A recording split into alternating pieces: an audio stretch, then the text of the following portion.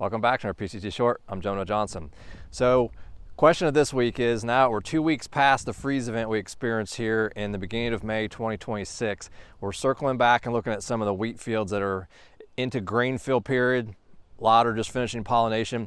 And what did that damage potentially, and what should you be looking for if you're curious what that damage you could have incurred? So if you recall, the temperatures, we had down to 26 in some areas. Now we're not quite sure for how long. I think most of us sustained probably 32 and it's 30. So keep in mind a killing freeze, 2 hours at 30 degrees for most plants. And that would be, these wheat plants would be most susceptible from pollinating, because a lot of those anthers, and it was in reproduction for some of us, and so those are very sensitive to the cold temperatures. So as you're walking your fields and scouting your fields, things I've seen is mostly in the upper heads. So things to look for: the wheat heads could look misshaped. You could have some bending to them at the tops.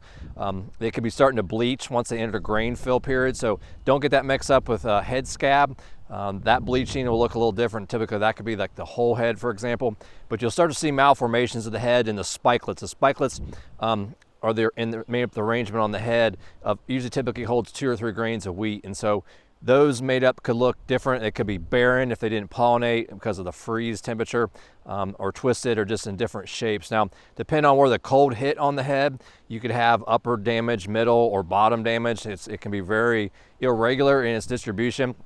You could have it at just an upper canopy, you could have it in a lower canopy, but my feeling of what I've seen so far, it's mostly heads that might have some off-type wheat that were taller, for example, and was struck by the cold as it settled down. A lot of the lower heads in the canopy, the secondary and tertiary from the tillering, were protected down in the canopy. So just be cognizant as you're looking. You know, if you have a lot of barren heads, maybe you call your crop insurance adjuster and have him be cognizant, or him or her, just look at your field to see what type of loss you may have. Now, I don't think it's going to be very widespread.